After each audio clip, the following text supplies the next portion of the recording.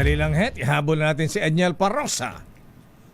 Nasa na ba yung report? Task Force sa Pag-asa, pinabubuo naman ni Defense Secretary Teodoro. Detalye balita mo, RH52, Edniel Parrosa. Edniel.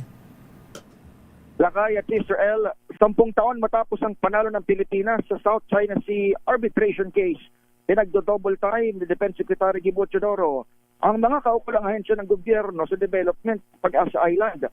Ito'y sa pamagitan ng bubuing task force ng AFP Western Command na layong i-coordinate ng efforts hindi lang ng military kundi ng iba pang ahensya ng pamahalaan para sa isla sa kalayaan.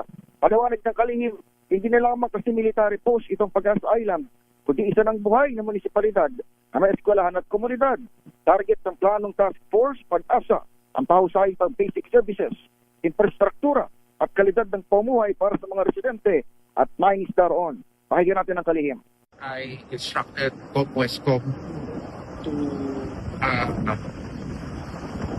dedicate some part of these forces into coordination and aggregation of accessibility to the island for the rest of the services na kinakailangan gawin ng national government.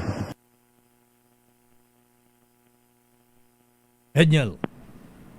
Akta sa Pag-asa Island, kabilang ng 120 estudyante mula elementary hanggang high school.